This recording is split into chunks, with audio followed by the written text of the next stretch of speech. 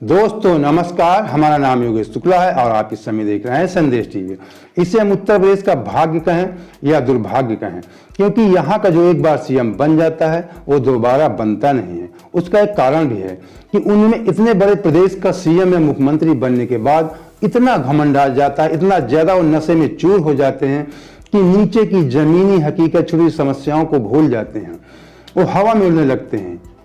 मैं जब बात कहने वाला आप समझ रहे हैं कि आजकल हमारे योगी जी जमीनी सच्चाई को भूल गए हैं, हवा में उड़ रहे हैं, हवा उड़ रहे हैं। सीधे के एयरपोर्ट या हवाई जहाज की बात नहीं करते हैं कि हम हवाई जहाज एयरपोर्ट का उद्घाटन ऐसे उन करवा रहे हैं। अच्छी बात है, विकास होना चाहिए, लेकिन ये बिकना भी नहीं चाहिए। दूसरी बात, जब वो सत्ता के बाहर रहते हैं, चाहे अखिलेश जी हों, चाहे योगी जी हों, चाहे मैं कोई भी हो, तब वो जमीनी छोटी छोटी समस्याओं की बात करते, छोटे कर्मचारियों की बात करते हैं, किसानों की बात करते हैं, तब उन्हें मजदूर याद आते हैं, बेरोजगार नौजवान याद आते हैं।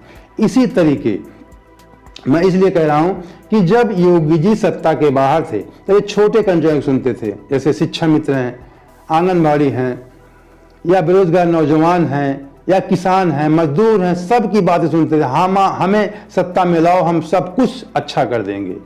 सबसे वादा किया था इन्होंने, इन शिक्षा मित्रों से वादा किया, आंगनबाड़ी बहनों से वादा किया, बेरोजगार युवाओं से वादा किया, किसानों से वादा किया, आपकी आय दुगनी कर देंगे। लेकिन आज वर्तमान में ये सब भूल चुके हैं, इनकी जमीन खिसक रही है, क्योंकि ये आजकल अब्बा जान चाचा जान तक अभी सीमित थे। अब जिन्ना, पहले अब्बा जान में थे, फिर जिन्ना आए, फिर चाचा जान आए, इसमें व्यस्त हो गए हैं और ये छोटी समस्याओं को भूल चुके हैं।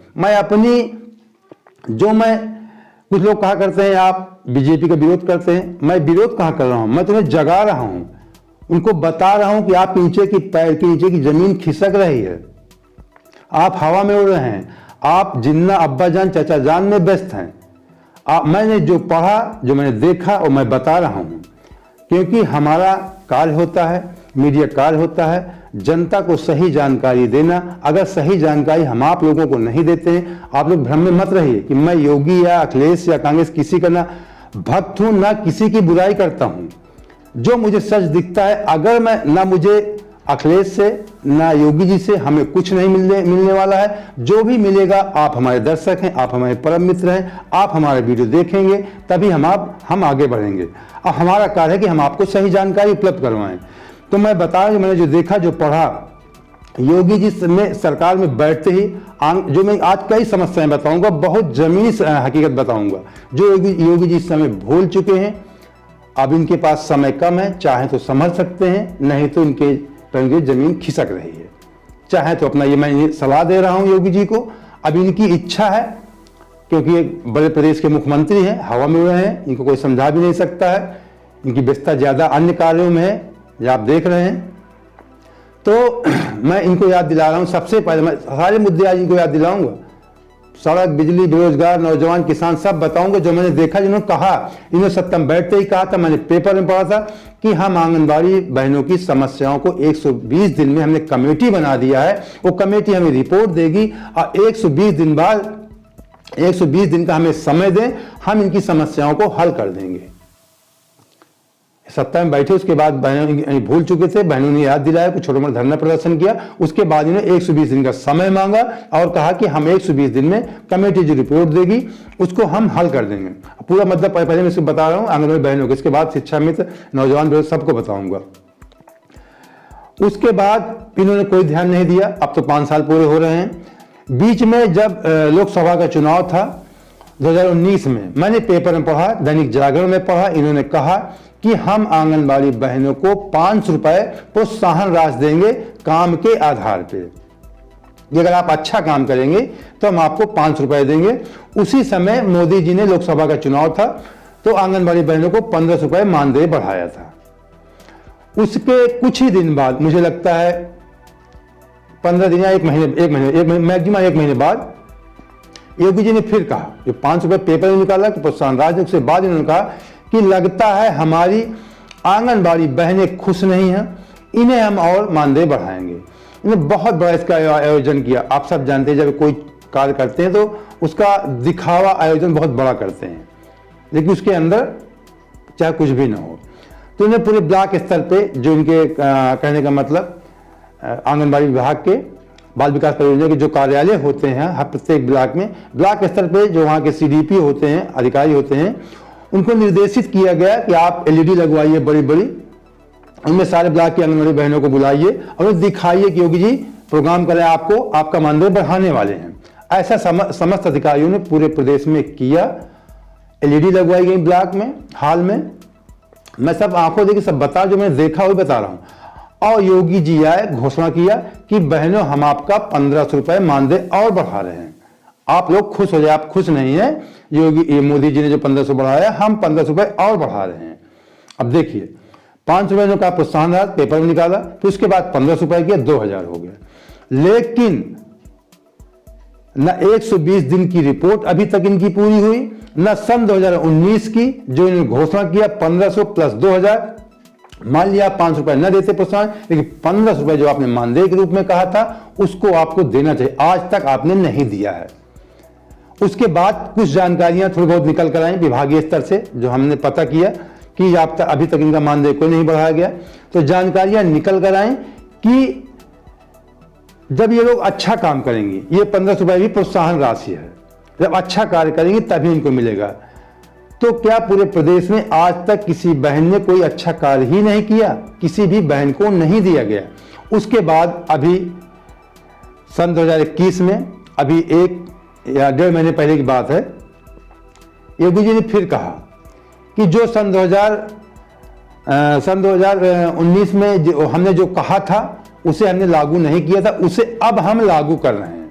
इनकी सरकार ने कहा कि उस समय हमने कहा था उसे हम लागू नहीं कर पाए, अब लागू कर रहे हैं, लेकिन यह भी काम के आधार पर ही मिलेगा।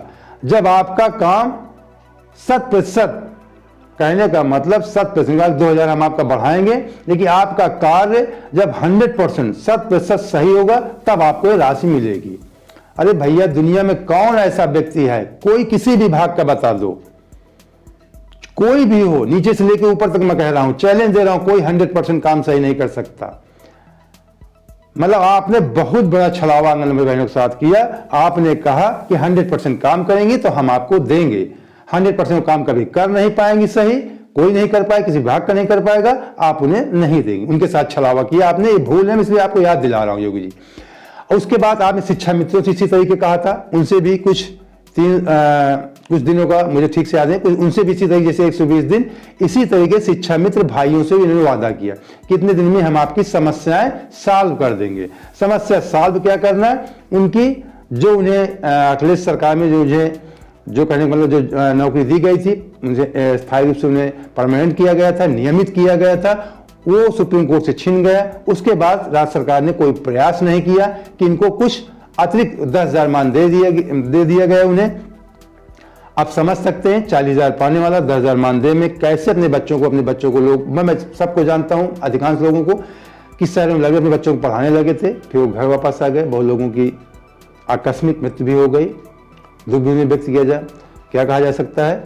इसी तरीके उनके साथ भी छलावा हुआ, उनकी कोई समस्या हल नहीं की। 5 साल पूरे हो गए, 10,000 आंगनबाड़ी बहन बेचारी 5500 में गुजारा कर रहे हैं, शिक्षा में 10,000 में गुजारा कर रहे हैं। अब ये बात तो हो गई इनकी तरह। दूसरी बात किस, अब आ जाते हैं बेरोजगारों पे। सारी बात मैं इनको बताऊंगा, पॉइंट वाइज बताऊंगा। बेरोजगारों की बात यह है कि इन्होंने पिछले साल जब मोदी जी के जन्म दिवस पर बेरोजगार जो नौजवान है, छात्रों ने उसे बेरोजगार दिवस के रूप में मनाया था। तब योगी जी 17 सितंबर को, दूसरे दिन 18 सितंबर को योगी जी तत्काल सारे विभाग के अधिकारियों की, जो सचिव थे, मेरे अधिकारी, उनको मीटिंग बुलाए, सारा डेटा लाइए, वैकेंसी कितनी खाली है, ये पूरा कहा कि 300 दिन के अंदर इन्हें 3 महीने के अंदर वैकेंसी निकालो, फिर अगले 3 महीने के अंदर नियुक्ति पत्र दे दो। मतलब 3-6 महीने हम मान लेते हैं, 1 साल हो गए, 1 साल से ऊपर हो गए, लगभग 14 महीने हो रहे हैं, 14 महीने से ऊपर हो गए, 15 महीने लग गया है, आज तक कोई वैकेंसी नहीं, कोई रोजगार नहीं दिया गया है। उसके बाद एक नया फार्मूला लागू कर दिया, उसी के बाद तत्काल कि आप पेट देंगे, मतलब लड़कों को उलझाया गया, पेट में उनसे फॉर्म भरा गया, पैसा गया, राजस्व बढ़ाया गया। पेट का एग्जाम 1 साल बाद अभी हुआ, उसका अभी कुछ दिन पहले रिजल्ट आया, ठीक, अगस्त में एग्जाम हुआ, रिजल्ट अभी कुछ दिन पहले आया। उनको पूरा 1 साल उनको डिस्टर्ब किया, चुनाव आ गया कि कौन सी वैकेंसी आएगी भी, तो पूरा प्रदेश कहता है कि वैकेंसी आती भी है, तो उसके बाद हाई कोर्ट, सुप्रीम कोर्ट में वैकेंसी फंस जाती है। ये पूरा प्रदेश जानता है, हर गली कूचे के लोग जान गए, पूरा प्रदेश इस बात को समझ रहा है, पूरे प्रदेश वैकेंसी फंस जाती है। चुनाव के समय आएगी तो ऐसे ही फंसना दिख रहा है। इसके बाद ये बेरोजगारों की बात मैंने बताया आपको। अब बहुत सारे में बता रहा हूँ, सारी बात करनी है आपसे।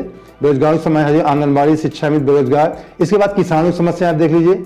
मैं बुराई नहीं कर रहा हूँ, मैं जगा रहा हूँ। अगर इन समस्याओं को आप सॉल्व कर सकते हैं, कोई भी अगर बीजेपी को अगर आप देख रहे हैं तो आज बात पहुंचाइए आप कि आप ये जमीनी हकीकत है, आपकी जमीन खिसक रही है। सच्चाई है कि किसानों की समस्या देख लीजिए, कह रहे कि किसान बिल हमने वापस, ठीक है वापस लीजिए, अच्छी बात है, सरकार ने कहा। लेकिन मैं देखता हूं इधर 2-3-4 साल से कि क्या स्थिति है। डीजल पेट्रोल जो बढ़ रहा है उससे खेती की लागत बढ़ गई है, बहुत ज्यादा बढ़ गई है। 1 बीघे की लागत जो इस समय आज से 5-6 साल पहले आती थी 2 से 2,500 रुपए आती थी। धान बिकता था 6,000-7,000 रुपए का 1 बीघे में। 2-2,500 निकाल दो, 3-4,000 किसान को 2-2,500 बच जाता था। इस समय क्या है, डीजल पेट्रोल की महंगाई या खास इतनी महंगाई बढ़ गई कि जो 200 रुपए घंटा जुताई लगती थी ट्रैक्टर की, किसानों की आज 800 रुपए घंटे लगती है। 1 बीघे की लागत 6,000 रुपए आती है कम से कम, और 6,000 रुपए से ज्यादा आती है। पिछले साल लागत मैं भी इस साल नहीं निकाला, हम भी किसान हैं, हम भी किसान ही जुड़े हैं। लेकिन अगर धान या गेहूं एमएसपी रेट पे नहीं बिकता है, जो किसानों की मांग है कि एमएसपी गारंटी दे दीजिए, एमएसपी गारंटी आप दे देंगे या एमएसपी कितना कड़ाई कर दीजिए कि कोई एमएसपी से कम धान खरीदेगा तो सीधे अपराध की कैटेगरी में आएगा। किसानों का धान पिछले साल तो 9 रुपए 10 रुपए में बिक रहा था, अब इस साल भी 10 रुपए, स्टार्टिंग 10 रुपए, अब 11-12 रुपए में हो गया है। हमने अपना खुद धान 12 रुपए में बेचा। एमएसपी में किसी का धान नहीं बिकता है। ये किसानों की समस्या है, किसान मर रहा है, जूझ रहा है, किसान की खेत की लागत नहीं निकल रही है। जो लागत धान गेहूं में लगाता है उसकी लागत अगर अपने शरीर की मेहनत जोड़ ले तो माइनस पे जाता है। किसी तरीके इधर उधर करता है किसान, जो डालता है उसी को निकालता है, इधर करता है उधर करता है, कभी 2-4 बचा, कभी नहीं बचा, कभी फिर अपना इधर दूसरे उधार लिया, फिर खेती, मतलब उसी में किसान व्यस्त रहता है। कल खाने पीने थोड़ा बहुत गल्ला बचा लिया, उसी में लगा रहता है। ना किसानों को, किसान अपने बच्चों को पढ़ा सकता है, कुछ भी नहीं कर सकता, अपना घर कुछ भी नहीं विकास कर सकता किसान। ये किसानों की माली हालत बता रहा हूं। अब दूसरी बात आ जाते हैं, एक जमीनी विकास जो भी कहते हैं कि हमने बहुत, योगी जी आप देखते हैं उनके खूब बड़े बड़े विज्ञापन आते हैं, हाईवे में खड़े होकर पोस्टर अपना विज्ञापन मैगजीन में पेपर में छपवाते हैं। लेकिन सच्चाई क्या है, कभी जो कोई भी वीडियो देख रहा है, जो बड़े अधिकारी मंत्री कोई भी है, आप कभी ग्रामीण स्तर में आके देखिए।